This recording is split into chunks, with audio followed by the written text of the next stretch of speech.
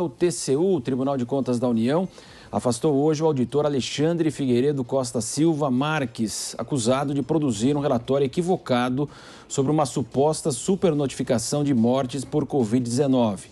De acordo com a assessoria do TCU, Marques foi afastado do grupo responsável pela fiscalização de gastos para ações de combate à epidemia, mas não do trabalho no tribunal. O corregedor do TCU, o ministro Bruno Dantas, encaminhou à presidente do tribunal, a ministra Ana Reis, a instauração de processo administrativo disciplinar, o afastamento preventivo do auditor e a solicitação de que a Polícia Federal abra um inquérito policial sobre o caso.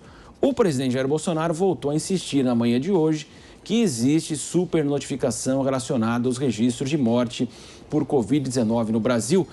Constantino, nós falávamos já na segunda-feira, ontem também, desse amadorismo do presidente não checar essa informação. Se fosse enviada uma informação dessa para você, para o Serrão, para a Amanda, o mínimo, claro, no momento que vivemos de pandemia, dessa pressão da CPI em cima do presidente, lá toda a repercussão, no mínimo um detalhamento, uma investigação, usar sua assessoria para checar esses dados, são verdadeiros, não são, qual é a correlação. A gente sabe que é uma questão muito polêmica mesmo. Como é que você avalia agora toda essa questão que foi levada justamente à CPI da Covid?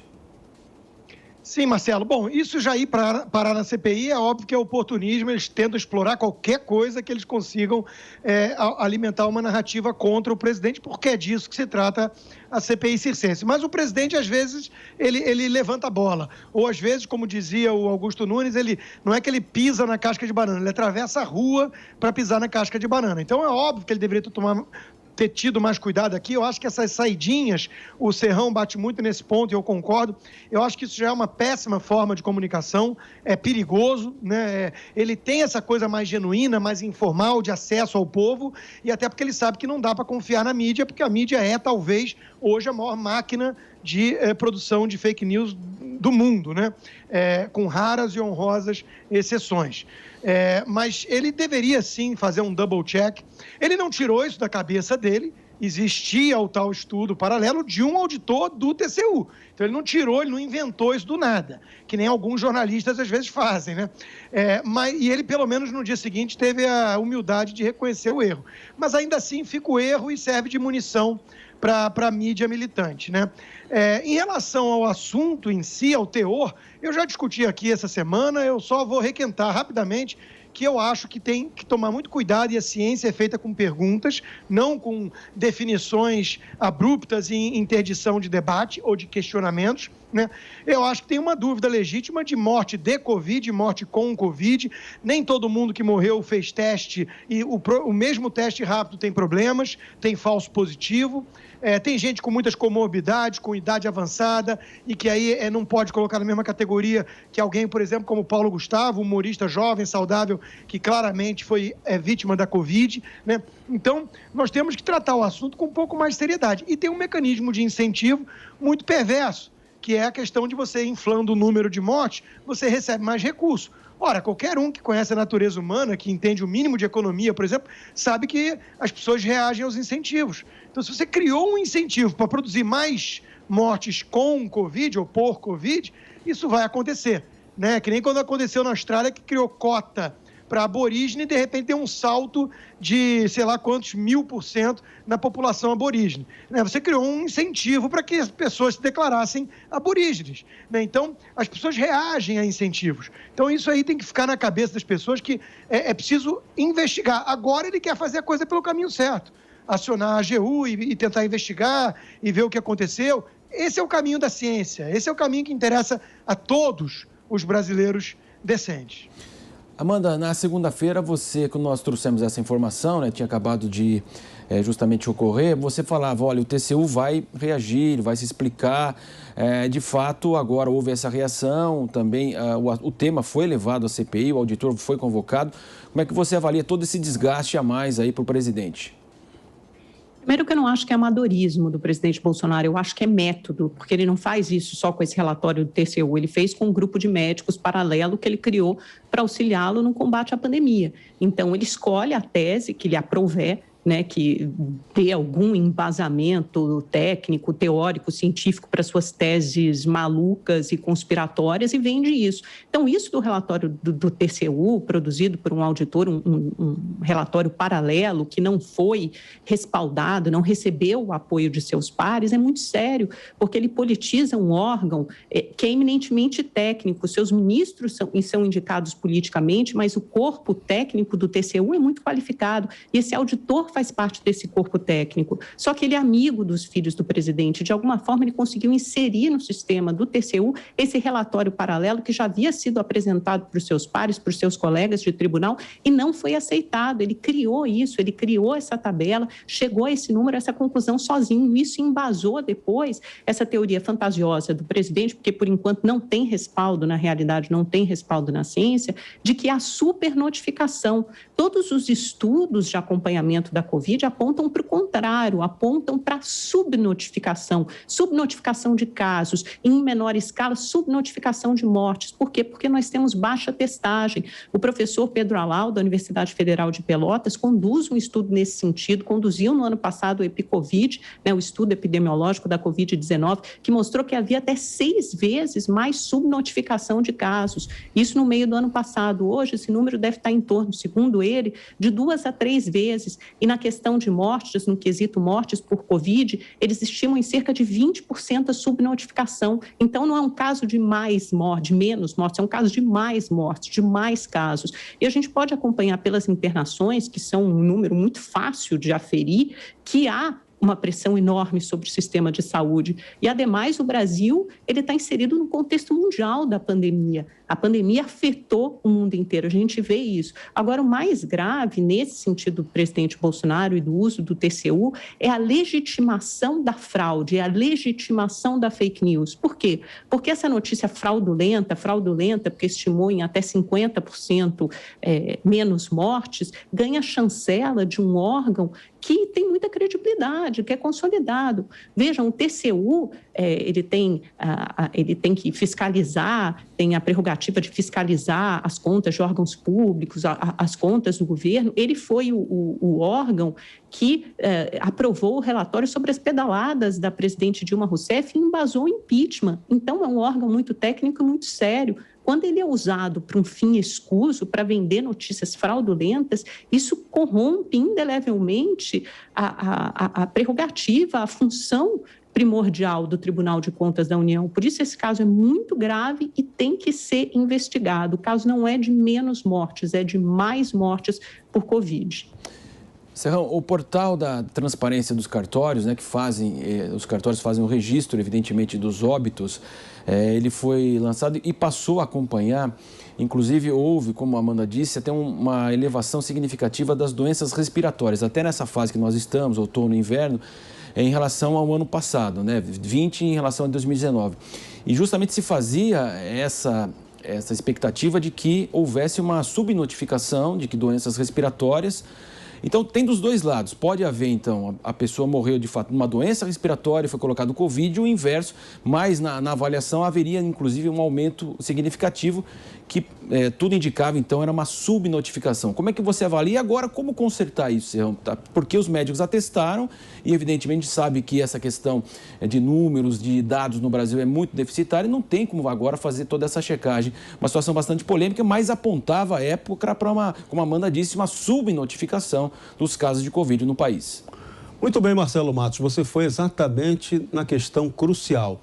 Temos que consertar a qualidade da transparência e dos números, sobretudo da gestão pública, divulgados no Brasil. Esses números todos são inconfiáveis. No fim das contas, você nunca tem certeza absoluta se eles valem realmente.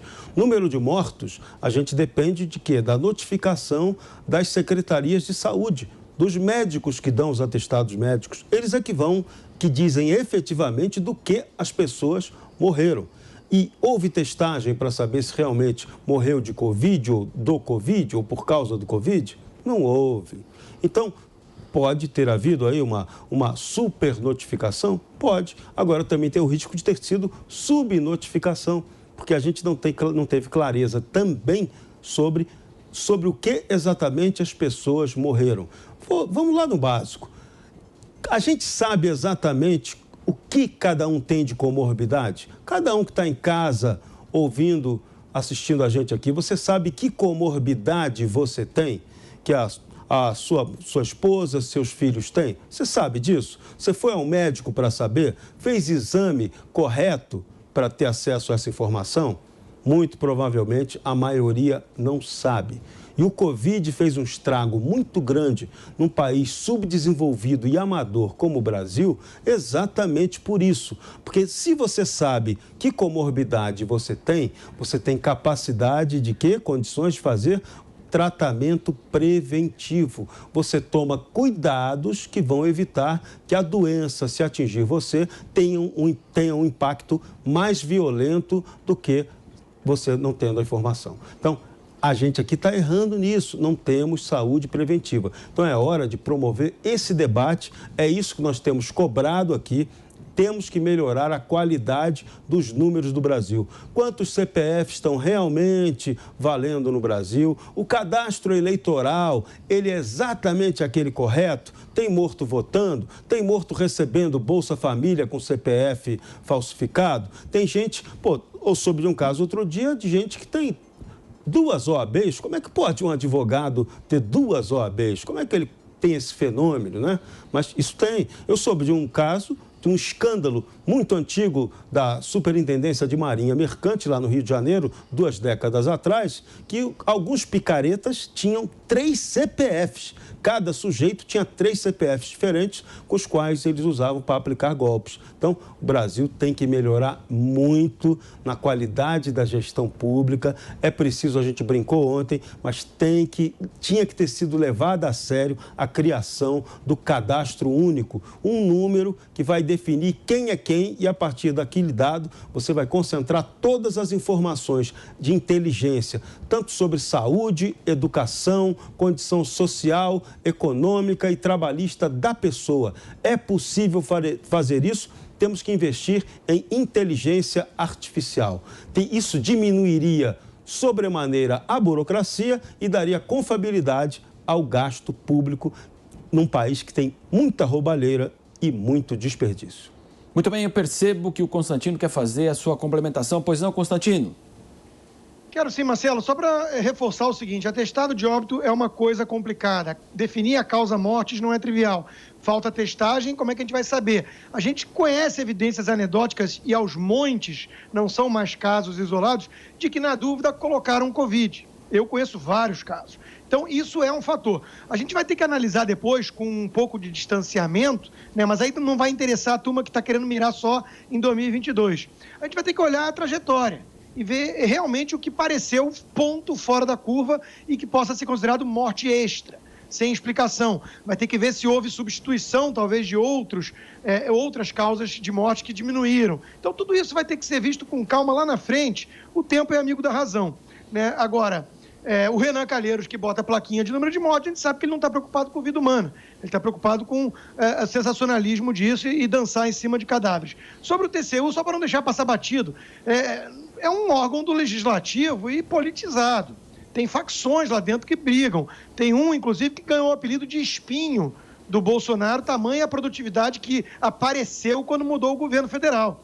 Né? Ele não tinha a mesma produtividade em produzir coisas contra o governo. Então, assim, vamos com calma, né? Não é essa entidade... Bom, mas realmente, para quem acha que a mídia é imparcial, aí vai achar que o TCU também é. Pois não, Amanda, quer complementar? Eu nunca disse que a mídia é imparcial, mas também não acho, como Constantino, que a mídia deva ser descartada, né? Ele fala que a mídia é militante, com honrosas exceções. Não, não é verdade. A mídia faz um trabalho sério, essencial à democracia, e me espanta muito alguém que, apesar de não ser jornalista, trabalhe com a imprensa e com a grande imprensa e exerça esse papel com toda a legitimidade, simplesmente descarte, assim, os seus colegas. Mas, enfim, cada um tem aqui acredita no que quiser. Sobre a história da supernotificação notificação, subnotificação das mortes, esse é um debate que não serve a nenhum propósito nobre agora, neste momento. O Ministério da Saúde tem mecanismos para aferir isso e com certeza vai fazer ao longo do tempo, mas agora, neste momento, essa não é a discussão posta. Pelo contrário, isso só serve uma narrativa antiga, que foi ressuscitada agora, que era lá do comecinho da pandemia. Vocês se lembram, o Constantino repetiu esse bordão, não se sabe quem morreu com Covid ou de Covid. A gente sabe exatamente o estrago que essa pandemia fez, tanto na saúde quanto na economia.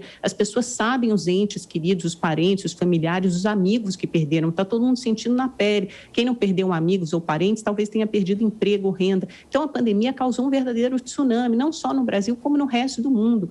Então, subestimar ou minimizar a gravidade da pandemia, como fez o presidente da República, não serve a ninguém e certamente não serviu ao Brasil, porque fez com que ele não apostasse em vacinas, fez com que o Brasil não enfrentasse essa pandemia de forma melhor e também não saísse dela o quanto antes. É por isso que estamos imersos aqui com um pouco mais de 10% da população vacinada com 2 doses. Então, isso tem efeitos práticos e todos os brasileiros sentem na pele. Então, esse debate agora não cabe a ninguém, só cabe a quem quer propagar narrativas falsas e jogar a culpa sempre para o colo alheio dos governadores e dos prefeitos, que estão muito mais interessados em ganhar dinheiro, não é isso? É a isso que serve essa retórica.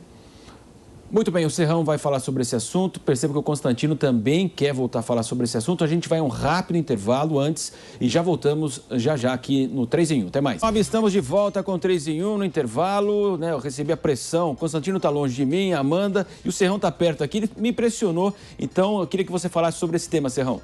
Rapidinho, curto e grosso. Imprensa tem o direito de ser parcial. A liberdade nos permite isso. Agora, só é bom que, quando faça isso, deixe claro que ela é parcial. Todo mundo tem direito a ter a sua opinião e, graças a Deus, temos esse programa aqui que permite isso. Então, essa história de isenção na imprensa é um mito do jornalismo que não existe.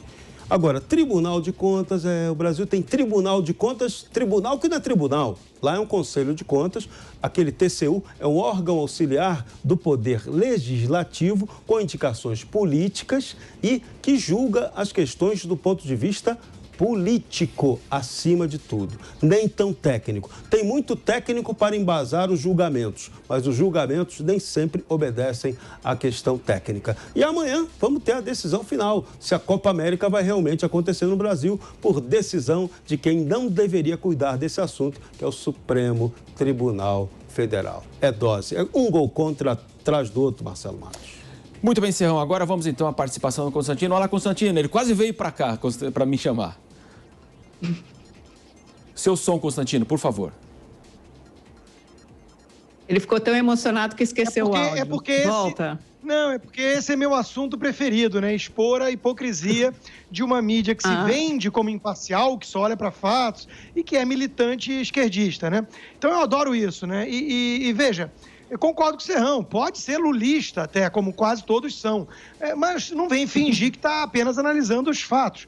Então, a Amanda não gosta que eu critique, eu entendo, é porque nesse meio aqui, para quem está ouvindo e de fora vendo, é bom saber, esse meio aqui, assim como em tantos outros profissionais, tem muito corporativismo, espírito de corpo. Só que como eu não dou a mínima para isso, para as entidades, para os sindicatos de jornalismo, acho tudo uma porcaria, um antro de esquerdismo, eu meto o dedo na ferida. O problema da imprensa é que tem 9 Amandas para cada um Constantino. Aí chega aqui na Jovem Pan, as Graças a Deus! Graças a Deus! E por isso cai em irrelevância, credibilidade nula. Se a Amanda fizer um talk show apenas dela, vai ter traço de audiência. Se eu fizer o meu, a gente vê o resultado. Então é isso, se não tiver o dinheiro do senhor Agripino Dória por trás, a TV Dória murcha lá, né? A roda morta da Vera Magalhães. Então, eu boto os dedos na ferida, é isso que incomoda a turma. Mas só para voltar, eu separo o joio do trigo. Agora, só para voltar e para dar um exemplo, né? Veja o quanto estamos debatendo hoje a fala preconceituosa, racista, daquele que a fonte da Amanda lá de Washington gosta muito, o presidente argentino.